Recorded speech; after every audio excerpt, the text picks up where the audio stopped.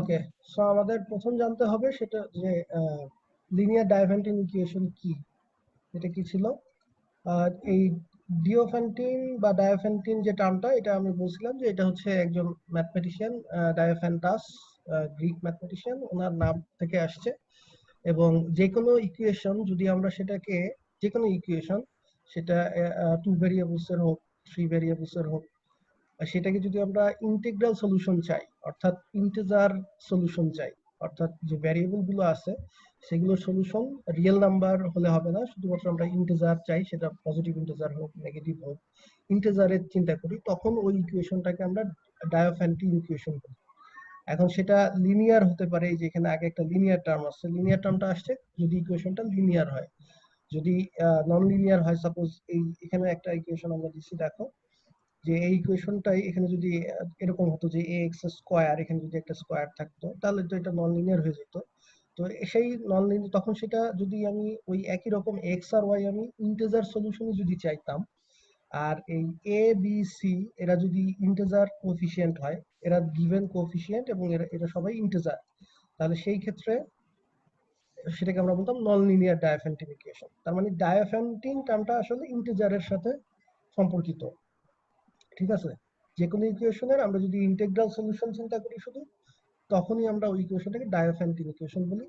আর এই ক্ষেত্রে আমি এখানে যেটা উদাহরণ দিচ্ছি, 1 নম্বর যে ইকুয়েশনটা, সেটা হচ্ছে অ্যাকচুয়ালি একটা লিনিয়ার ডায়োফ্যান্টিন ইকুয়েশন।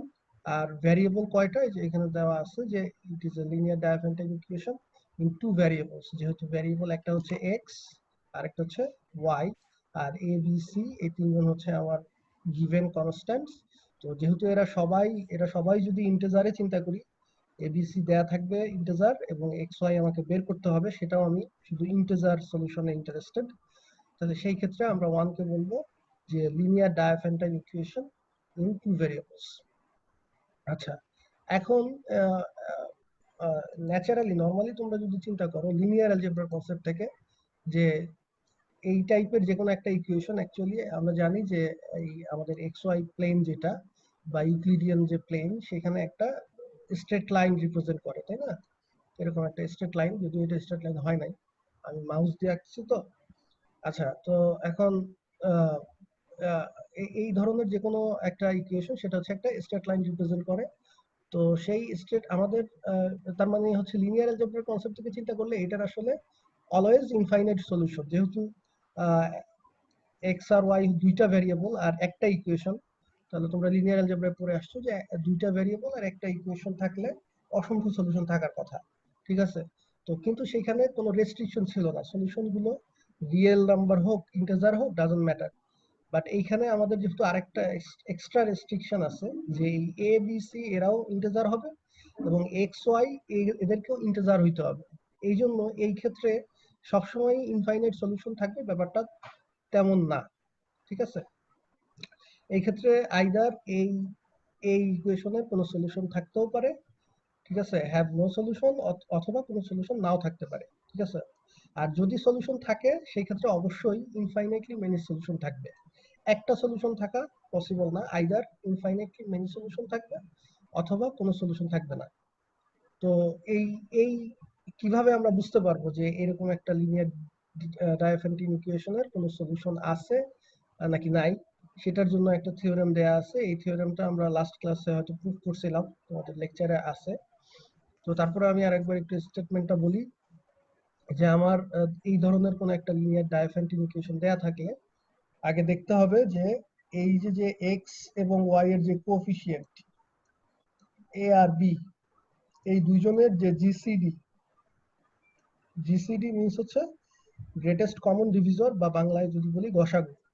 তাহলে এই এ আর বি এর গসাগু বা জিসিডি, সেটাকে আমরা যদি ডি ধরে নেই, সেই ডি যদি আমাদের এই কনস্ট্যান্ট টার্ম যেটা ইকুয়েশনের, অর্থাৎ ইকুয়াল সাইনের ডান পাশে যে টার্মটা, সেটাকে যদি ডিভাইড না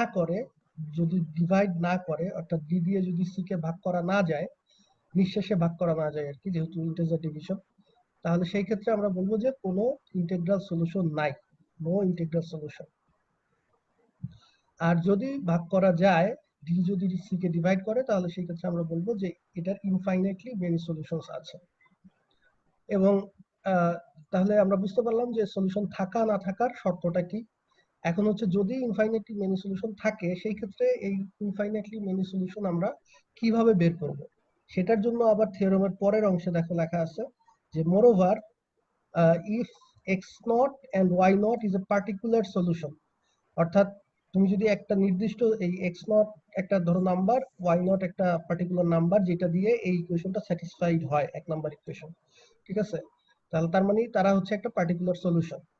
তো এরকম একটা পার্টিকুলার সলিউশন যদি একের তুমি পেয়ে যাও, তাহলে যেহেতু এটার আমরা বলছি ইনফাইনাইট সলিউশন, সলিউশন থাকলেই সেটার ইনফাইনাইট সলিউশন থাকবে, তাহলে একটা সলিউশন যদি তুমি পেয়ে যাও তাহলে বাকি যে অল সলিউশনস গুলো আছে সেগুলো এই যে এই নিচের লাইনে সর্বশেষ লাইনে যে ফর্মুলাটা লেখা আছে সেইটা দিয়ে জেনারেট করা যাবে।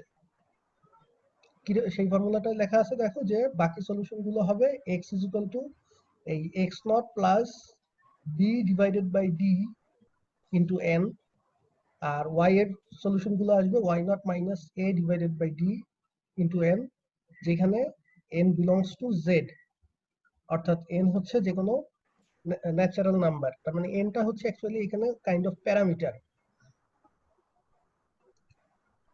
এখানে কেউ একজন আমাকে এতক্ষণ যা বললাম সেটা যদি বুঝে থাকো তাহলে কেউ একজন বলো যে এই যে আমরা যে x আর y এখানে ডিফাইন করছি এই যে লাস্ট লাইনে, সেখান থেকে আমরা কি সব সময় ইন্টিজার সলিউশনই পাবো, এটা গ্যারান্টেড কিনা, বা গ্যারান্টেড হলে কিভাবে গ্যারান্টেড?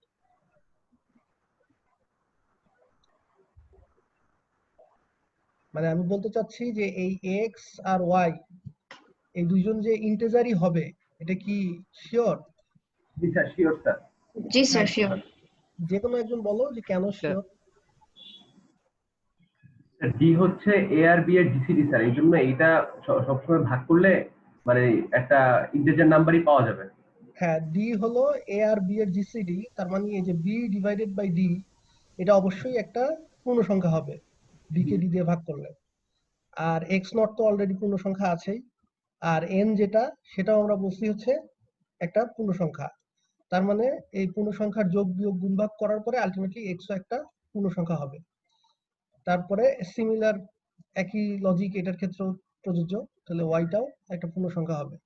আচ্ছা, সো এই যে ফর্মুলা আমরা লিখছি সেই ফর্মুলা দিয়ে দুটো সলিউশনই যে সবসময় ইন্টিজারই হবে এই ব্যাপারে সন্দেহ নাই। আর এখান থেকে আমরা যে ইনফাইনাইট সলিউশন পাবো সেটা মানে এই ফর্মুলা থেকে সেটা কিভাবে গ্যারান্টেড বা সেটা কিভাবে বুঝতেছো? স্যার এন এর মান চেঞ্জ হলে? হ্যাঁ, এন এর মান আমি যেহেতু এন এর উপরে জাস্ট রেস্ট্রিকশন হচ্ছে ইন্টিজার হতে হবে, তাহলে এন এর মান আমি প্লাস ধরো +1 একবার নিলাম, তারপরে -1 একবার নিলাম। যদি জিরো নেই তাহলে তো আমাদের পার্টিকুলার যেটা সেটা চলে আসে, এন এর ভ্যালু যদি তুমি জিরো বসাও এখানে আর এখানে তাহলে তো এই টার্ম দুটো থাকবে না, ঠিক আছে, তার মানে শুধু এক্স নট আর ওয়াই নট যে অরিজিনালটা চলে আসবে। আর আদারওয়াইজ অন্য যে কোনো ভ্যালু নিয়ে এইভাবে ইচ্ছা মতো আমি চেঞ্জ করলে ইচ্ছা মতো নতুন নতুন সলিউশন জেনারেট করা যাবে। ওকে, তাহলে আশা করি এই পর্যন্ত ক্লিয়ার। আচ্ছা, এরপরে আসো যে আমরা স্টেপ গুলো একটু দেখি, যে এটা তো এখানে কিন্তু একটা একটু ফাঁকা ছিল, মানে একটু একটা যে কি বলে শুভঙ্করের ফাঁকির মতো, যে আমরা অলরেডি বলে নিছি যে যদি তোমার কাছে একটা পার্টিকুলার সলিউশন থাকে এক্স নট ওয়াই নট তখন তুমি এই ফর্মুলা দিয়ে বাকিগুলো জেনারেট করতে পারবা, বাট এই পার্টিকুলার সলিউশনটা কোত্থেকে আসবে বা এই পার্টিকুলার সলিউশনটা কিভাবে বের করব সেটা কিন্তু আমরা ডিসকাস করি নাই, এই থিওরেমে কিছু বলে নাই, ঠিক আছে। তাহলে সেই জন্য আগে আমাকে একটা পার্টিকুলার সলিউশন, যদি সলিউশন থাকে সেক্ষেত্রে একটা পার্টিকুলার সলিউশন বের করার মেথডটা তো আগে দেখতে হবে বা সেই টেকনিকটা আগে জানতে হবে। আচ্ছা, তাহলে এই কারণে এখানে দেখো আমি স্টেপ ওয়াইজ যে কিভাবে একটা লিনিয়ার ডায়াফন্টাইন ইকুয়েশনকে আমরা সলভ করতে পারি, ঠিক আছে, সেটার একটু একটা স্টেপ বাই স্টেপ প্রসেস লিখে রেখেছি। আচ্ছা, প্রথম কাজ হচ্ছে যে আমাদের এরকম একটা ইকুয়েশন তো দেয়া থাকবে, এক নাম্বার যেটা দেয়া আছে। ওকে, দেন আমরা প্রথম কাজ যেটা করব সেটা হচ্ছে যে আগে আমাদের এই যে এক্স এর কোএফিসিয়েন্ট আর ওয়াই এর কোএফিসিয়েন্ট, আচ্ছা এই স্টেপটা লেখা হয় নাই। সবার প্রথম কাজ হচ্ছে আগে এই স্ট্যান্ডার্ড ফর্মে তোমাকে নিতে হবে ইকুয়েশনটা, অর্থাৎ প্রথমে এক্স এর টার্ম প্লাস ওয়াই এর টার্ম, তারপরে ইকুয়াল সাইন দিয়ে কনস্ট্যান্ট টার্ম যা থাকবে সেগুলোকে সব ইকুয়াল সাইনের ডান সাইডে আনতে হবে। এই স্ট্যান্ডার্ড ফর্মে নেওয়ার পরে তুমি হচ্ছে এই এ আর বি যারা আছে তাদের জিসিডিটা আগে কম্পিউট করবা, যে তাদের জিসিডি কত। এটা কম্পিউট করার জন্য আমরা জিসিডি কম্পিউট করার জন্য অনেকগুলো মানে অ্যালগোরিদম, অ্যাকচুয়ালি ইউক্লিডিয়ান অ্যালগোরিদমই, বাট সেটারই অনেক ধরনের মডিফিকেশন আমরা দেখছিলাম, যে আইদার সরাসরি ইউক্লিডিয়ান অ্যালগোরিদম ইউজ করতে পারো, অথবা একটা শিখাইছিলাম ব্ল্যাঙ্কিনশিপস মেথড, ঠিক আছে, ম্যাট্রিক্সের মতো করে লিখে, ঠিক ঠিক আছে। তারপরে আরেকটা বোধহয় রোজনের বই থেকে আরেকটা পড়াইছিলাম। তো তোমাদের যেইটা পছন্দ, এটা এটা কোনো মানে আহ, আহ, ই নাই, রেস্ট্রিকশন নাই। তুমি যেটা দিয়ে তোমার পছন্দ, যে ইউক্লিডিয়ান অ্যালগরিদম হোক বা ব্ল্যাঙ্কিনশিপস মেথড হোক, যেটা দিয়ে তুমি চাও যে জিসিডিটা বের করবা। আচ্ছা, জিসিডি বের করার পরে তারপরে অবশ্যই অবভিয়াসলি আমাকে চেকিংটা করতে হবে যে এই জিসিডি দিয়ে কি সি টার্মটাকে ভাগ করা যায় কিনা। যদি না যায় তাহলে তো সলিউশন নাই, তাহলে তো আর সলিউশন করার চেষ্টা করে লাভ নেই, বলে দিতে হবে যেহেতু ভাগ করা যায় না ডি দিয়ে, সুতরাং দেয়ার ইজ নো সলিউশন। আচ্ছা, আর যদি ভাগ করা যায় তাহলে অবশ্যই আমরা সি ডিভাইডেড বাই ডি সমান সমান একটা ইন্টিজার পাবো কে। এটা তো বোঝাই যাচ্ছে, যদি ভাগ করা যায় নিঃশেষে তাহলে অবশ্যই এই ভাগফলটা একটা পূর্ণ সংখ্যা হবে। তার মানে আমরা বলতে পারি যে সি সমান সমান ডি কে হবে, ঠিক আছে, অন্যভাবে বললে। আচ্ছা, তাহলে এই জিনিসটা একটু মাথায় রাখি আমরা, যে সি সমান সমান ডি কে, এরকম অবশ্যই একটা কে আমরা পাবো। আচ্ছা, এরপর আসো আমরা এই যেহেতু ডিটা হচ্ছে এ আর বি এর জিসিডি অর্থাৎ গসাগু, আমরা এটাও একটা থিওরেম পড়ছিলাম যে যে কোনো দুইটা নাম্বারের জিসিডিটাকে ওই দুইটা নাম্বারের লিনিয়ার কম্বিনেশন আকারে লেখা যায়, ঠিক আছে। তাহলে অবশ্যই এই ডিটাকে আমরা এই এ এবং বি এর লিনিয়ার কম্বিনেশন আকারে লিখতে পারবো, অর্থাৎ এপি প্লাস বি কিউ সমান সমান ডি এরকম লেখা যাবে, যেখানে পি আর কিউ, এই পি আর কিউ এরা সবাই কি ইন্টিজার, ঠিক আছে, পি এবং কিউ এরা হবে ইন্টিজার, এরকম একটা লিনিয়ার কম্বিনেশন আকারে লেখা যাবে। তাহলে এটা তোমরা ইউক্লিডিয়ান অ্যালগোরিদম ইউজ করে যদি জিসিডিটা বের করো এই যে ফার্স্ট স্টেপে, তাহলে সেই ক্ষেত্রে ওই যে ইউক্লিডিয়ান অ্যালগোরিদমের লাস্ট লাইন থেকে, মনে আছে কিনা লেকচার দেখলে বুঝতে পারবা, যে ইউক্লিডিয়ান অ্যালগোরিদমের লাস্ট লাইন যে লাইনে আমাদের জিসিডিটা বের হয় সেখান থেকে আবার ব্যাক সাবস্টিটিউশন করতে করতে উপরের দিকে যেতে হয়, তারপরে আমরা ফাইনালি লিনিয়ার কম্বিনেশনটা পাই। আর যদি তোমরা ব্ল্যাঙ্কিনশিপস মেথড ইউজ করো, এবং যেটা আমরা দেখাইছিলাম যে ব্ল্যাঙ্কিনশিপস মেথডে আমাদের ওই যে ফাইনাল যে ম্যাট্রিক্সটা থাকে সেই ম্যাট্রিক্স থেকে সরাসরি আমরা জিসিডিটাও পেয়ে যাই, সাথে লিনিয়ার কম্বিনেশনটাও লিখতে পারি সরাসরি। তাহলে ফার্স্ট স্টেপে যদি তোমরা ব্ল্যাঙ্কিনশিপস মেথড ইউজ করো, সেই ক্ষেত্রে তোমাদের জন্য কাজটা ইজি হবে, কারণ যেহেতু আমাকে পরবর্তীতে লিনিয়ার কম্বিনেশন আকারে লিখতেই হবে। তাহলে ব্ল্যাঙ্কিনশিপস মেথড ইউজ করে প্রথম স্টেপটা করে আসলে আমি এই স্টেপে এসে সরাসরি লিনিয়ার কম্বিনেশনটা লিখে দিতে পারবো ওই ম্যাট্রিক্সটা দেখে, ব্ল্যাঙ্কিনশিপস মেথডের লাস্টে যে ম্যাট্রিক্সটা আসে। তাহলে এটা লেখা হয়ে গেলে লিনিয়ার কম্বিনেশন আকারে লিখে এটাকে আমি 2 হিসেবে অ্যাসাইন করে রাখলাম। এখন এই 2 নাম্বার ইকুয়েশনটা, এটাকে যদি আমি কে দিয়ে দুই সাইডে গুণ করি তাহলে কি পাই দেখো, উভয় পক্ষে যদি কে দিয়ে গুণ করি তাহলে এই পাশে কে ইন্টু দিস হোল টার্ম, একটু ক্লিয়ার করে নেই। আচ্ছা, এখানে এই পুরো টার্মটাকে তাহলে এই পাশে হচ্ছে কে দিয়ে গুণ হবে, আর এই পাশেও ডি এর পরে একটা কে আসবে। তাহলে তার মানে আলটিমেটলি কি দাঁড়ায়, কে দিয়ে যদি আবার এই দুটো টার্মকে গুণ করে দিই ভিতরে, তাহলে আসবে এ ইন্টু পি কে, আমি পি কেটাকে ব্র্যাকেটে রাখছি এর কারণ আছে, A into P K plus B into Q K সমান সমান, আর এই পাশে আসতেছে ডি কে ডান সাইডে। তো ডি কে মানে হচ্ছে, দেখো আমরা স্টেপ 2 তে দেখে আসছি যে ডি কে মানে হচ্ছে অ্যাকচুয়ালি সি। তাহলে এই যে আলটিমেটলি এই টার্মটাকে আমি যদি ধরো, এটা তো ইকুয়ালি, তাহলে এটা যদি চিন্তা না করি তাহলে কি আসলো, যে A P K plus B Q K সমান সমান সি, 3 নাম্বার ইকুয়েশনটা। তাহলে 1 নাম্বার ইকুয়েশন আর 3 নাম্বার ইকুয়েশন এই দুটোর দিকে যদি একটু তাকাও, ঠিক আছে, দুটো দেখো প্রায় সেম, ডান পাশে এটারও সি এটারও সি, বাম পাশে কোএফিসিয়েন্ট গুলো সেম, এ এখানেও এ, এখানেও বি এখানেও বি, শুধুমাত্র এখানে এক্স এর জায়গায় এখানে আছে পি কে, আর এখানে ওয়াই এর জায়গায় আছে কিউ কে। তার মানে আমরা বলতে পারতেছি যে এক্স এর জায়গায় আমি যদি পি কে নাম্বারটা বসাই আর ওয়াই এর জায়গায় যদি কিউ কে নাম্বারটা বসাই, সেটা একটা, এগুলো সবগুলো ইন্টিজার, তাহলে এই অ্যাকচুয়ালি এই দুইটা ভ্যালু আসলে 1 নাম্বার ইকুয়েশনটাকে স্যাটিসফাই করে, ঠিক আছে। তার মানে এই যে এজন্যই আমি দেখো এই স্টেপটা লিখছি যে comparing 1 and 3 we see that যে x is equal to pk and y is equal to qk is a particular solution of 1, ঠিক আছে? তার মানে আমরা একটা পার্টিকুলার সলিউশন পেয়ে গেলাম। তাহলে পার্টিকুলার সলিউশন যেহেতু পেয়ে গেলাম, এরপরে বাকিগুলো তো আমাদের থিওরেম অনুযায়ী ক্যালকুলেট করা কোনো সমস্যাই না।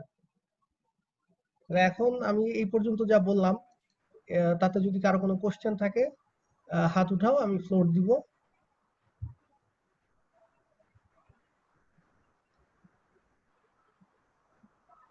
এই পর্যন্ত যা বলা হলো, যদি এর মধ্যে কারো কোনো কোশ্চেন থাকে তাহলে হাত উঠাও, আমি ফ্লোর দিচ্ছি কোনো কিছু জানার থাকলে।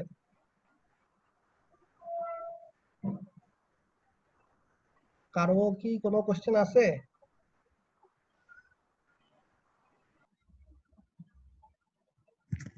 স্যার এইটুকু বুঝছি। আচ্ছা, তার মানে যেহেতু কেউ কিছু বলছো না, আমি ধরে নিচ্ছি সবাই ক্লিয়ার। ওকে, তাহলে যদি সবাই ক্লিয়ার হও তাহলে এখন এটা একটু সলভ করো দেখি সবাই। এখন এই যে একটা প্রবলেম দেয়া আছে দেখো স্ক্রিনে, এই প্রবলেমটা এখন সলভ নিজেরা সলভ করো। সলভ করে আমি মানে র্যান্ডমলি জিজ্ঞেস করবো যে সলিউশনটা বলার জন্য। আমি এখন কত বাজে? 2:44। আমি 10 মিনিট টাইম দিচ্ছি। 10 মিনিটের বেশি লাগার কথা না এটা করতে।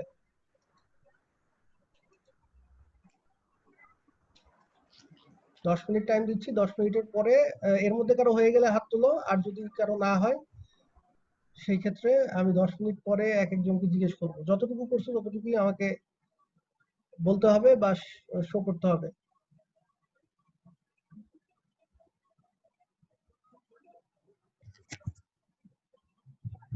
স্যার ফার্স্টে যেইখানে বুঝাইলেন ওইখানে গেলে একটু ভালো হইতো, আচ্ছা, ঠিক মানে আছে, অঙ্কটা যাচ্ছি। তোলা হয়েছে।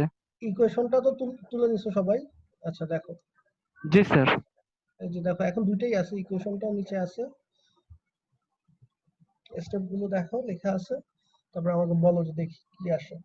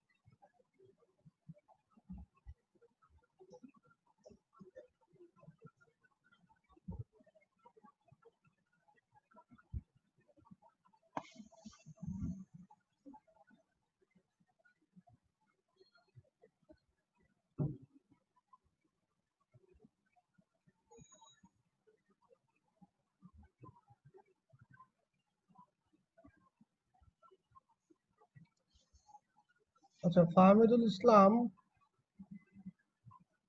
তোমার আসছে 42 আর -66, এটা কিভাবে আসলো রে বাবা?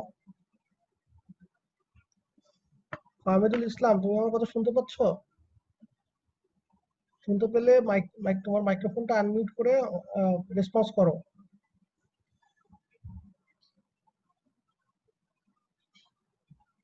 ফাহমিদুল ইসলাম,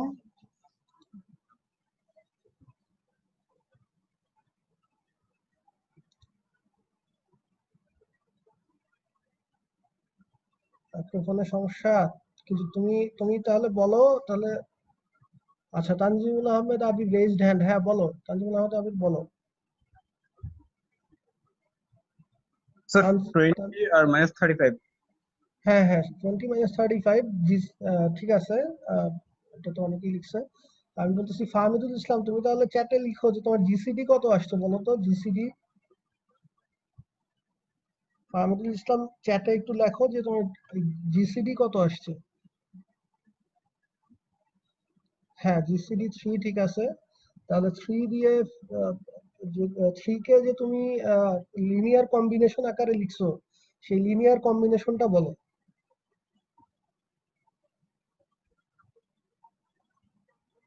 লিনিয়ার কম্বিনেশনটা কত কত আসে একটু বলো।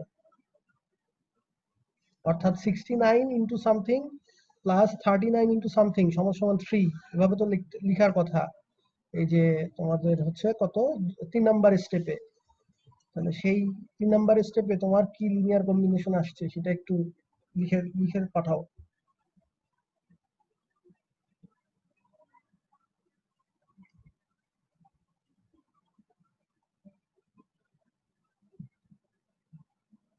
আমি তোমাকে ফাইনাল ফর্মুলা লিখতে বলি নাই রে বাবা, আমি বলছি লিনিয়ার কম্বিনেশনটা লিখতে, 3 নাম্বার স্টেপ।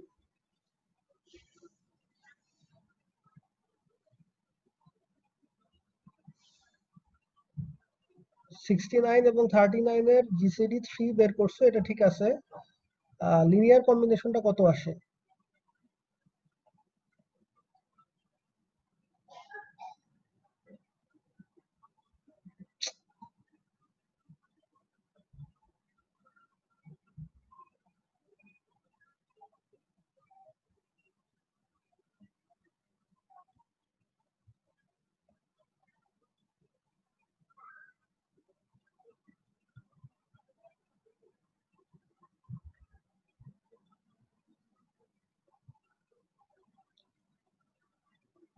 আচ্ছা দীপেন, তোমার -21 আসলো কেন আবার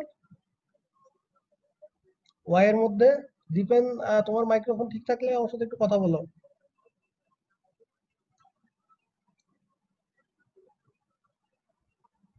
দীপেন সাহা,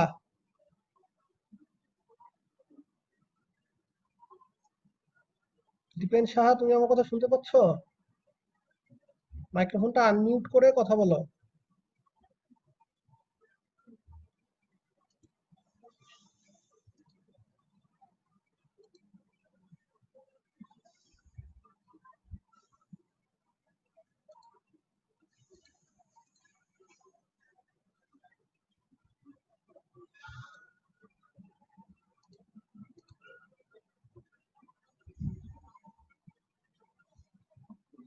ফাহমিদুল ইসলাম, পি কিউ এর ভ্যালু কত সেটাই তো জানতে চাচ্ছি রে বাবা, পি কিউ এর ভ্যালু কত?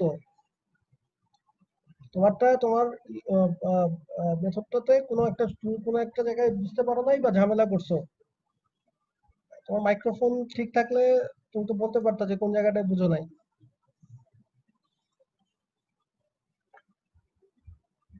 আচ্ছা ঠিক আছে, মোটামুটি 10 মিনিট শেষ। যাদের 20 এবং -35 আসছে, অনেকেরই আসছে আমি দেখতে পাচ্ছি চ্যাটে। তরিকুজ্জামান শাকিল সবার আগে লিখছে, তারপরে অপূর্ব রয়, দীপেন। দীপেনের -21 কেন আসছে ওয়াই, আমি এটা বুঝতেছি না। দীপেন, তুমি রেসপন্সও করতেছো না। তারপরে মোজাম্মেল হকের 20 -35 ঠিক আছে। লিনিয়ার কম্বিনেশন সত্যরঞ্জন দেবনাথ, হ্যাঁ তুমিও লিখছো যে 4 × 69 -7 × 39 ঠিক আছে। ওকে, ঠিক আছে, সবকিছুই ওকে। 20 -35 হচ্ছে পার্টিকুলার সলিউশন। আর পরবর্তীতে আমরা যদি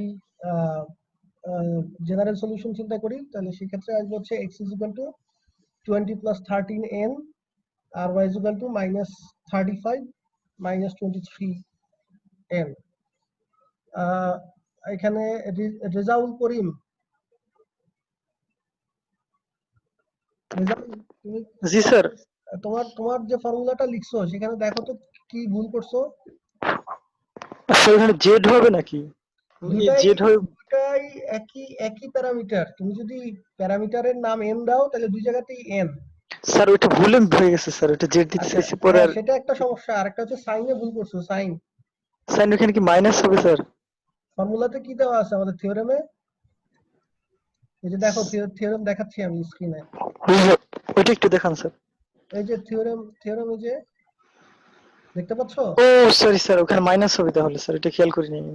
হ্যাঁ মাইনাস হবে, না হলে তোমার এক মানে মিলবে না, তোমার একটা হ্যাঁ পেয়ারের সাথে আরেকটা পেয়ার চলে আসবে।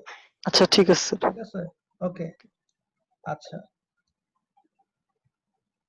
ওকে ঠিক আছে, যারা করতে পারছো ভালো। আর যাদের এখনো সমস্যা আছে বাট লজ্জা পেয়ে হোক বা যে কোনো কারণেই হোক বলতেছো না যে স্যার বুঝি নাই বা সমস্যা, তারা দয়া করে আবার লেকচারগুলো, বিগত লেকচার এবং বইয়ের যে রেফারেন্স গুলো আমি দিচ্ছি সেগুলো আবার একটু কাইন্ডলি দেখবা। ঠিক আছে? আচ্ছা এখন আহ, এই টাইপের প্রবলেম আশা করি সলভ করতে পারবা।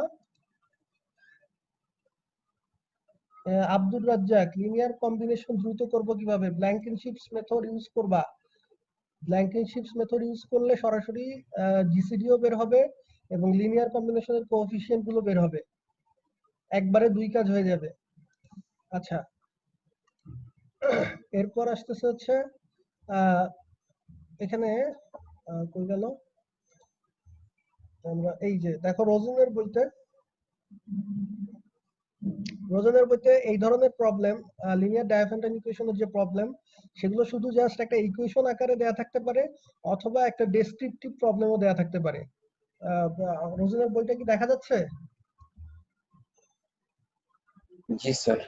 আচ্ছা এই যে দেখো এক্সাম্পল 3.29, এই ধরনের ডেসক্রিপটিভ প্রবলেমও দেয়া থাকতে পারে। এক্সাম্পল 3.29 এ কি বলা হয়েছে যে consider the problem of forming 83 cents in postage using only 6 and 50 cent stamps. মানে হচ্ছে তোমার কাছে ধরো 6 পয়সা এবং 15 পয়সার স্ট্যাম্প আছে। ঠিক আছে, এখন তুমি একটা ধরো সাপোজ একটা চিঠি পোস্ট করতে হবে তোমার, সেখানে টোটাল 83 পয়সার স্ট্যাম্প লাগাতে হবে, 83 পয়সার মূল্যমানের স্ট্যাম্প লাগাতে হবে এবং তুমি ইউজ করতে পারবা 6 পয়সা এবং 15 পয়সার স্ট্যাম্প। ঠিক আছে, এখন তার মানে স্ট্যাম্প তো আর মানে ভাঙা যায় না, বা 6 পয়সার স্ট্যাম্পকে কেটে দুই টুকরা করে ফেললে তো আর 3 পয়সা হবে না, তাই না? এটা তো স্ট্যাম্প তো যেটা আছে সেটাই ফিক্সড। এখন 6 পয়সার স্ট্যাম্প বা 15 পয়সার স্ট্যাম্প ইউজ করে 83 পয়সা টোটাল বানানো যায় কিনা, এটা হচ্ছে আমাদের প্রবলেম। তার মানে আমরা যদি এটাকে ম্যাথমেটিক্যালি লিখতে চাই, যে আমি যদি ধরে নেই যে 6 পয়সার স্ট্যাম্প লাগবে হচ্ছে এক্সটা আর 15 পয়সার স্ট্যাম্প লাগবে হচ্ছে ওয়াই সংখ্যক, তাহলে সেই ক্ষেত্রে আমরা বলতে পারি যে 6x প্লাস 15y দুটা যোগ করে আমাদের 83 যেহেতু 83 পয়সা বানাতে হবে 83 সমান হতে হবে।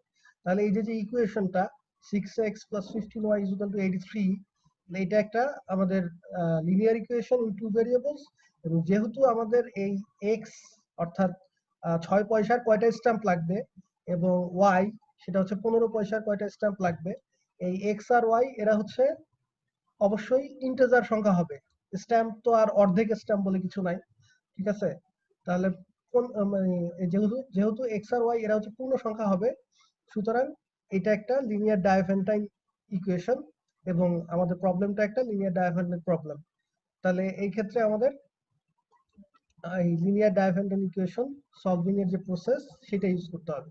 তো এই ইকুয়েশন পার্টিকুলার এই ইকুয়েশনের ক্ষেত্রে তোমরা যদি দেখো যে 6 আর 15 এর জিসিডি হচ্ছে 3 আর 3 দিয়ে 83 কে ডিভাইড করা যায় না, সুতরাং আমাদের লিনিয়ার ডায়াফ্যান্টাইন ইকুয়েশনের যে থিওরেম আমরা পড়লাম একটু আগে, সেই থিওরেম অনুযায়ী অ্যাকচুয়ালি এটা ইম্পসিবল। তুমি 6 পয়সা এবং 15 পয়সার স্ট্যাম্প ইউজ করে কখনোই 83 পয়সার একটা পোস্টেজ তৈরি করতে পারবা না। ঠিক আছে? তো এই ধরনের প্রবলেম পরীক্ষায় আসতে পারে, সরাসরি ইকুয়েশন হিসেবেও আসতে পারে, আবার এরকম ডেসক্রিপটিভ কোনো প্রবলেমও থাকতে পারে। ডেসক্রিপটিভ প্রবলেম থাকলে আগে জিনিসটা ভালো করে পড়বা এবং ভ্যারিয়েবল কোনটা কোনটা ধরতে হবে, যে এইখানে যেমন যেহেতু আমার 6 পয়সার স্ট্যাম্প এবং 15 পয়সার স্ট্যাম্প দিয়ে 83 পয়সা বানাতে হবে, তার মানে আমি যদি ধরে নেই যে 6 পয়সার স্ট্যাম্প কয়টা লাগবে সেটা হচ্ছে আমার এক্স, আর 15 পয়সার স্ট্যাম্প কয়টা লাগবে সেটা হচ্ছে ওয়াই। ভ্যারিয়েবল গুলো আগে ডিফাইন করতে হবে, তারপরে হচ্ছে আমার ওই কন্ডিশন অনুযায়ী ইকুয়েশনটাকে ফরমেশন করতে হবে। আচ্ছা, আব্দুর রাজ্জাক, পেজ নাম্বার কত? পেজ নাম্বার হচ্ছে অলরেডি তো আমি বলে দিলাম, যে আর্টিকেল নাম্বার তো বলে দিলাম শুরুতেই। আর তারপরে পেজ নাম্বার এখন রোজেনের আমি 140 নাম্বার পেজে আছি, রোজেনের বইয়ের 140 নাম্বার পেজ, আর স্ক্রিনে তো দেখতে পাচ্ছই। তো মোটামুটি লিনিয়ার ডাইফ্যান্টাইন ইকুয়েশন নিয়ে আপাতত এখানেই শেষ। বাট অ্যাকচুয়ালি লিনিয়ার ডাইফ্যান্টাইন ইকুয়েশন অনেক ব্রড একটা সাবজেক্ট, এবং নাম্বার থিওরির আরো যতগুলো শাখা আছে, কনগ্রুয়েন্স, তারপরে আরো অন্যান্য জায়গায় এটার অ্যাপ্লিকেশন আছে, এবং এটা শুধু যে লিনিয়ার হবে বা দুইটা ভেরিয়েবলই লিনিয়ার ডাইফ্যান্টাইন ইকুয়েশন হবে তা না, এন সংখ্যক ভেরিয়েবল হতে পারে। দেখো তোমাদের এখানে যে থিওরেম 3.24, এখানে এন সংখ্যক ভেরিয়েবলের লিনিয়ার ডাইফ্যান্টাইন ইকুয়েশনের থিওরেম দেয়া আছে। তো ভেরিয়েবলও বাড়তে পারে, লিনিয়ারের বদলে নন লিনিয়ারও হতে পারে। এগুলো অনেক বিশাল বিস্তৃত টপিকস। তো আমরা পরবর্তীতে আমাদের কনফারেন্স করতে গেলে যদি দরকার হয় তখন আমরা আবার ডিসকাস করব। আপাতত লিনিয়ার ডাইফ্যান্টাইন ইকুয়েশন এটুকুই। কারো যদি কোনো কোশ্চেন থাকে এই পর্যন্ত তাহলে করো। আজকের ক্লাস মোটামুটি শেষ। পুরো ক্লাসের উপরেই যদি কোনো মতামত থাকে এই টপিকের উপরে বা আমাদের এই ক্লাসের উপরে যে কোনো বিষয়ে কোনো মতামত থাকলে বলতে পারো।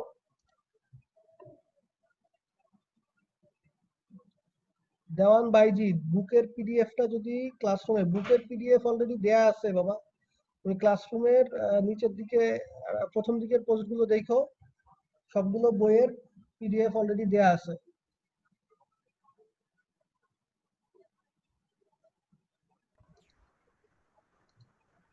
আর কেউ কিছু বলতে চাচ্ছ?